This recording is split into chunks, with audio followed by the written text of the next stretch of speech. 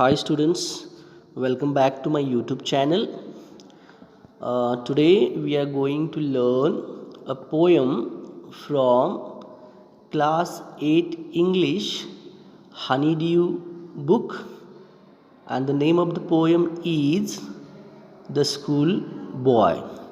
This is the fifth poem of the textbook Honeydew, and today we are going to read and learn the theme of the poem. But before that, I would like to brief out something about the poet of this poem. So, the poet of this poem is William Black. The poet of this poem is William Black, who was an English poet, painter, and even he was a printmaker too. The poet William Blake was born on 28th November 1757 at London, UK, United Kingdom. London, United Kingdom. Okay, so the poem which we are going to learn today, The Schoolboy, is composed and published by him in 1789 as a part of his poetry collection, which was entitled Songs of Experience. So he had a collection of poem, and the name of the collection of poem was Songs of Experience, and The Schoolboy is the poem was the part of it. So these poems were later added with Blake's Songs of Innocence. Okay, so these all the poems from Songs of Experience were added to one more collection named as Songs of Innocence. So to create the entire collection, it was entitled in other name, that was Songs of Innocence and of Experience, shaving the two contrary states of human soul. Okay, it was named like this: Songs of Innocence and of Experience, shaving the two contrary states of the human soul. So this poem highlights William Blake's affinity for alternative methods of education. Means the substitute methods of education, this poem highlights.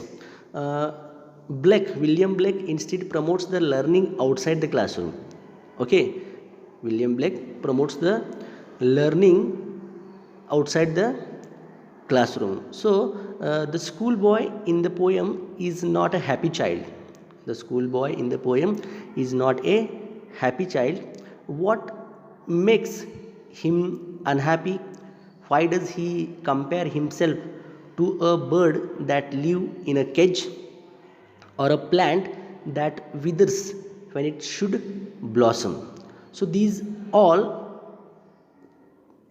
questions answers we will get by learning this poem, and the name of the poem is The Schoolboy.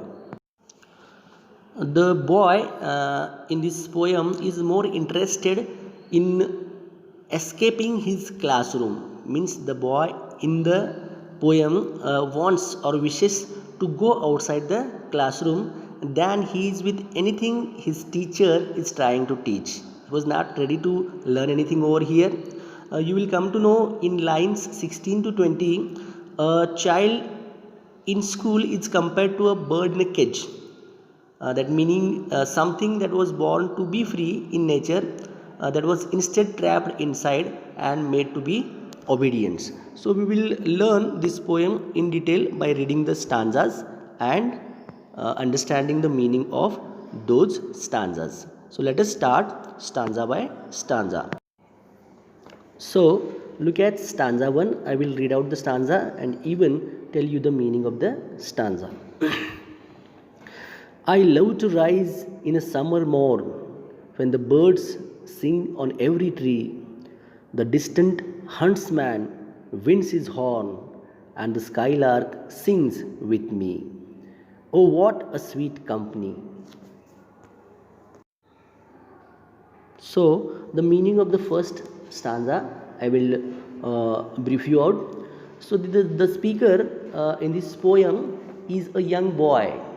Is a young boy, school going boy, who is very joyful and who likes to awake in the fresh and delightful summer morning. He used to get up early in the morning, in the fresh and delightful morning.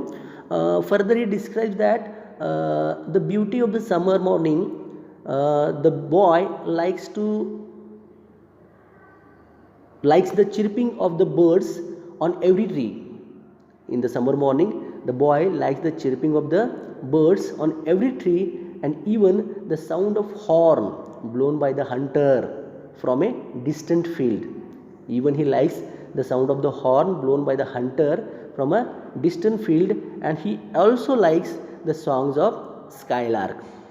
So, skylark is a bird. Usually, it is found in North African country. So, this is the mood of the school-going boy in the opening stanza of this poem. So, let us go back to the second stanza. The second stanza I will read out. But to go to school in a summer morn, oh, it drives all joy away. Under a cruel eye outward, that little ones spend the day in sighing and dismay. So let us understand what is the meaning of the second stanza, how is the mood of the school going boy in the second stanza. So here it is a matter of at most disappointment for the speaker to attend the school in such a sweet summer morning, where actually he wishes to enjoy the delight of summer. Okay, the boy wanted to enjoy the delight of summer, the happiness of the summer, the freshness of the summer. He is tired and even puzzled under the strict supervision of his teacher. So whenever he goes to school, there is a strict supervision from all the teachers in the school, and that is why he was tired of it. Okay, so here the phrase outworn, there is a phrase outworn, it refers to the eyes of the teacher that actually tires the boy. Okay, the outworn, there is a word named outworn. Okay, that is a phrase. Okay, that is actually refers to whom? To the eyes of the teacher. So whenever the teacher looks at him steadily, it was making tired. It was making tired. The boy was getting tired looking at the eyes of the teacher. Okay. Next, that instead of enjoying the pleasure of summer, the child has to compulsory attend the school, where he spends his day in a boredom and sadness. Okay, this sighing means boredom, and dismay means what? Tiredness. Okay, so every morning he used to go to school and he is spending the day over there with boredom and sadness. That is what sighing and dismay. So let us look at the third stanza. Then at times I drooping sit and spend many an anxious hour, nor in my book can I take delight, nor sit in learning, bore, worn through with dreary shower. Okay, so what does the child says here in the third stanza? The third stanza, the child expresses his tiredness. The child expresses his tiredness. So drooping sit means what? He is bending his back down and he is sitting as it is. Okay, he is expressing his tiredness. He sits unwillingly in the sea of boredom. He is sitting unwillingly, since he don't even wish to sit into the classroom, but unwillingly he is sitting into the boredom into the classroom. The child keeps under the control the attack on him by the harsh personality of the teacher. Okay, what the child is doing here? The child keeps under control the attack on him by the harsh personality of the teacher. So teacher is considered to be harsh for him. Okay, teacher is considered to be harsh for him. And unnecessary lectures, you don't even want unnecessary lectures. For example, a shower of meaningless words. Okay, and his urge for unchecked freedom, he is urging for unchecked freedom.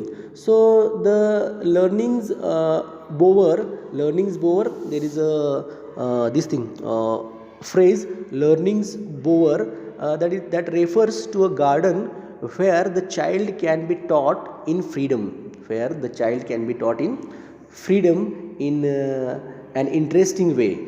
The child can be taught in freedom and in interesting way, and only if nature accompanies him instead of the school teacher. Okay, the child is willing that he is unwillingly sitting into the classroom, and what he is expecting, he is expecting to learn the lessons sitting into the nature. What he is saying, only if nature accompanies him instead of the school teacher, he will learn the things better. Let us see the fourth stanza. How can the bird that is born for joy sit in a cage and sing? How can a child, when fears annoy, but droops his tender wing and forget his youthful spring? Okay, so what does the poet wants to say here? The poet, the poet compares a child with a bird. Okay, according to his view, according to the poet's view, a bird which is born cheerful and fun loving can never sing sweet songs if caged. Okay, if the bird is caged, cannot sing a sweet song, whereas if it is given freedom, then it will sing a sweet song. Similarly, the caged bird is compared with the child. So similarly, a child, if remained under the umbrella of annoying fear, if the child remained under the umbrella of annoying fear and tension, the distrust of his teacher can never enjoy the natural instinct of joy and playfulness. Okay, if the child always keeps under control of a teacher, then it will not be possible for the child to instinct of joy and playfulness. So indeed, a world full of rigid course of discipline with ruthlessly take away the beautiful spring of a person's life. Okay, so during the childhood, what the poet is feeling, that instead of sitting and making the children boredom into the classrooms, they should be given education into the nature. So this is what wanted to say by the poet in the fourth stanza. Let us go with the fifth stanza. Oh, father and mother, if birds are nipped and blossoms blown away, and if the tender plants are stripped of their joy in the springing day by sorrow and care's dismay. So what does the poet wants to say through this poem is he is saying that the boy in this stanza complains to the highest authority, that is his mother and father, and telling them that if a budding child or a growing child is picked and swept off in the early stage of life in an ocean of sorrow where there is no one to care for, if unhappiness crushes the sensitive plants, beautiful and newborn birds, how can summer be joyful? The boy is saying that during the age of enjoyment, during the age of entertainment, during the age of playing with playing days, if you are sending the child to the school, then summer can never be joyful, he is saying. Summer can never be joyful, he is saying. In the months of summer, if you are sending the child to the school while the days are to play, then the summer can never be joyful, he is saying. Now let us see the last stanza, sixth stanza, closing stanza of the poem by William Blake. How shall the summer arise in joy, or the summer fruits appear? At the end, the poet William Blake closed the poem with one more question. So what does it mean? Let us see. If care and concern rule over the plants, flowers, birds, and such a summer will be dry and will bear no fruit, he is saying. What he is saying? If care and concern rule over the plants, flowers or birds, such summer will be dry and will bear no fruit, he is saying. Will bear no fruit. I hope you have understood this poem stanza by stanza. But once again, I will give you the overall summary. The poem, The School by William Blake, is composed from the perspective of a young boy who was going to school on a summer day. The boy loves summer morning, but he had to go to school unwillingly here. He sits at his desk in boredom and cannot pay any attention to the lessons in the class because he wishes to play outside in a natural surroundings. So in the fourth stanza, the speaker asks, how can the bird that is born for joy sit in a cage and sing? Here the author has compared the young children so full of energy and happiness to songbirds who deserve to free and like a wind, but like a songbird trapped in a cage. So children are trapped in a cage, means cage in the sense classroom, who cannot express themselves, cannot capitalize on all that excess energy, and therefore their potential gets wasted.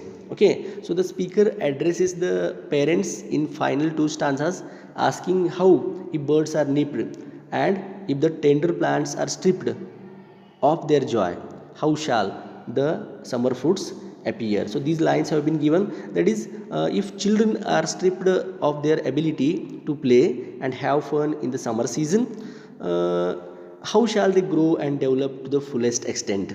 This is what the question in the last two stanzas. So I hope you have understood. This poem is about allowing children to be children. Okay, allow them to play and run outside to experience the benefits of nature and of the seasons. Okay, so this practice is equally as beneficial to them as academic learning. Okay, however, school is important as per my knowledge, but along with that, along with the academic schooling, the playful way or the playful seasons are also important here. Okay, I hope you have understood this poem.